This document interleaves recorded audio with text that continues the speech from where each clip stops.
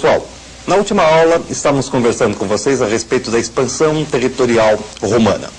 Nós vimos que essa expansão territorial ela não possui fases muito claras, muito distintas. Apenas didaticamente nós podemos dividi-las em três. A primeira delas, a unificação territorial da Itália. A segunda, a mais significativa e importante, corresponde àquela série de 3 guerras de Roma contra Cartago, as chamadas Guerras Púnicas. Apenas lembrando do que se trata, vem a ser um entrechoque imperialista entre Roma e Cartago pela posse da Sicília e, mais amplamente, pela posse do Mediterrâneo Ocidental. Das 3 guerras, a mais importante seria a segunda, em que Roma domina, vence Aníbal Barca e acaba se apoderando do Mediterrâneo Ocidental. De posse das riquezas materiais e humanas do Mediterrâneo Ocidental, Roma empreende aí uma outra etapa da expansão, que seria a conquista do Mediterrâneo Oriental. Esta mais lenta, esta mais gradativa, esta bem mais calma do que as 2 primeiras etapas. Isto posto, nós podemos então observar agora que, terminada a expansão, nós temos Roma já praticamente senhora do mar Mediterrâneo. E esse fato, o fato de Roma dominar o mar Mediterrâneo, que ela chama inclusive de Mare Nostrum, nosso mar, traz inúmeras consequências para Roma. Vejam bem, nós temos então aqui Roma se assenhorando praticamente de toda a bacia mediterrânica, já no final da época republicana. Algumas outras conquistas após a implantação do Império. Mas o que nos interessa é exatamente isto, o controle desta área aqui, o controle do mar Mediterrâneo. É justamente a posse desse mar, é justamente o controle desse mar que dá a Roma o caráter de um enorme império e a sua durabilidade também. É graças ao controle do Mediterrâneo que Roma desloca imediatamente tropas, que Roma traz soldados para todos os cantos do império e também circula mercadorias. A partir desses dados, nós vamos então entender uma série de transformações da economia romana.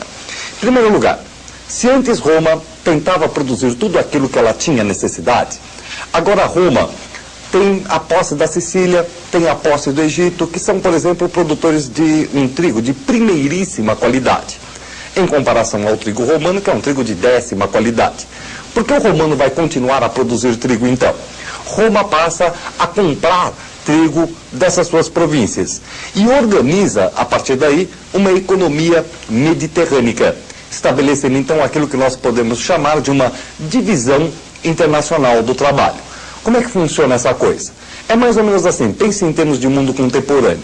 O Brasil só produz café, o Japão só produz computador, Estados Unidos só passa a produzir chiclete e assim por diante. Resultado, você tem cada uma das regiões do mundo produzindo aquilo que é a sua especialidade.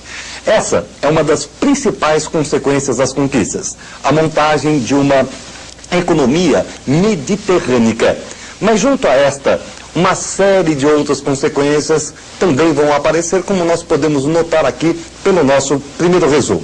Vejam bem, além de você ter o controle do Mediterrâneo, que passa a ser conhecido inclusive aí pelo nome de Mare Nostrum, nosso mar, e além da divisão internacional do trabalho, você também tem a montagem de enormes latifúndios escravistas.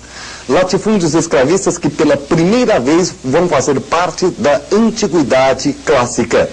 Não que o escravo venha a ser novidade, mas o emprego do escravo em tão grande proporção quanto Roma fez, especialmente no Ocidente, é a primeira vez que se assiste. Esses latifúndios, eles se montam então em cima daquelas terras conquistadas. Há um enorme afluxo de riquezas e de escravos. Esse enorme afluxo de riquezas e escravos contrabalança aquela política de importações romanas, trazendo, portanto, algum dinheiro para o erário romano que volta a comprar outras mercadorias, dinamizando aquela economia mediterrânea. Só que todos esses latifúndios se montam em cima do prejuízo de alguém. Quem é este alguém? Os pequenos e os médios proprietários. Os indivíduos que fizeram a grandeza de Roma, os indivíduos que foram levados para os exércitos, que caminharam com esses exércitos pelas conquistas romanas, ao voltarem para casa se viam completamente falidos. Por quê? Porque inicialmente você tinha esse soldado romano recebendo um punhado de sal mensalmente, da onde inclusive veio a palavra salarium, desse punhadinho de sal que o soldado romano recebia. Ora, Ele recebia em sal porque inicialmente o sal era uma mercadoria rara e cara. Depois o sal se tornou vulgar e barato e mesmo assim o coitado continuava recebendo em sal. Quer dizer, 25 anos de guerra.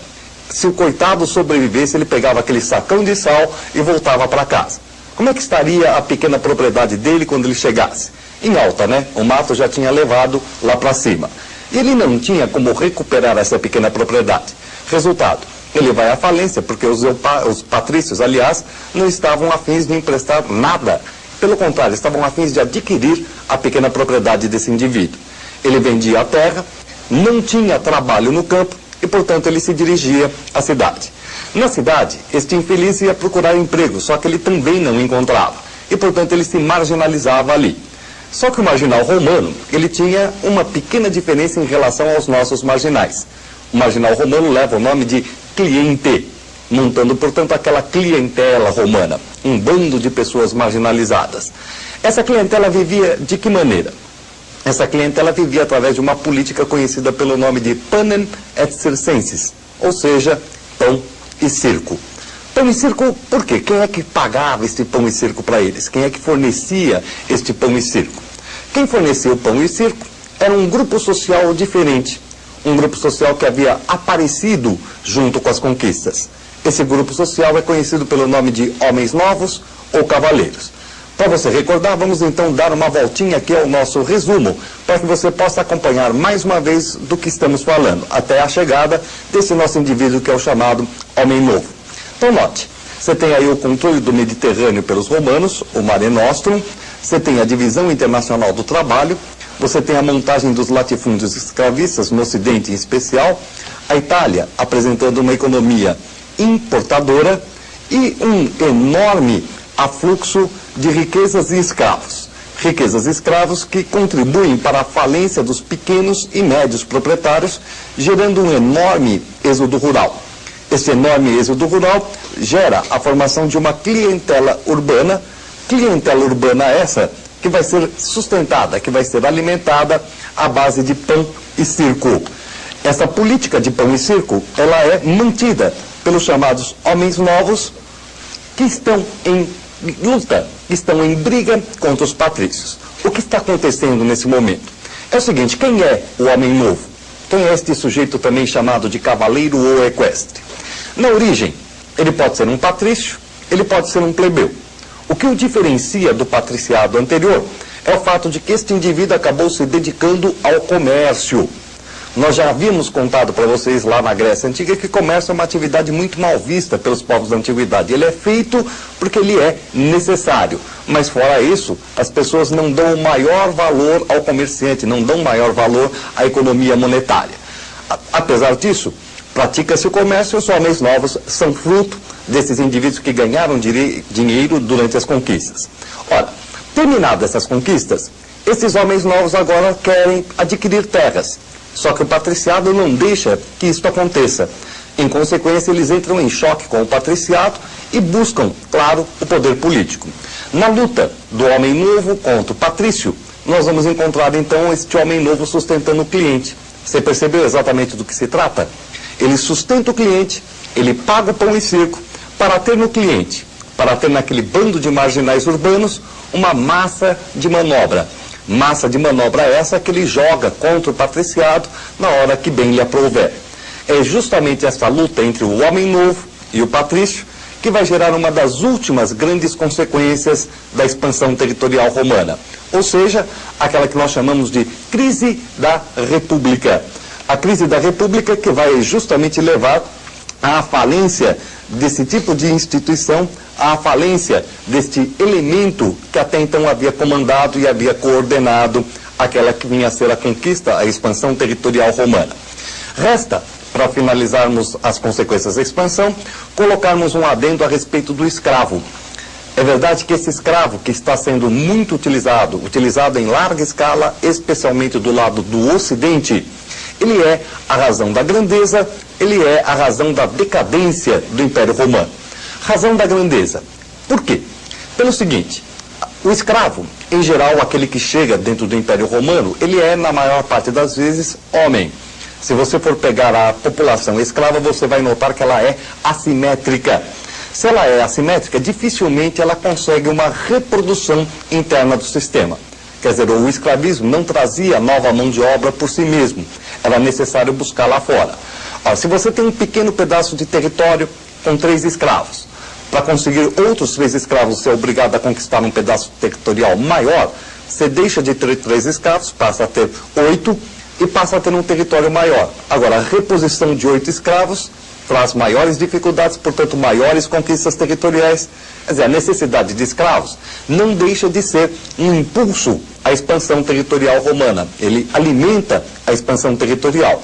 Por outro lado, no momento em que Roma cessar essa expansão, em que ela não encontrar mais espaço para crescer, Roma trará a falência deste lado do Ocidente, ele trará a falência desse sistema escravista, pela ausência da reposição dos escravos.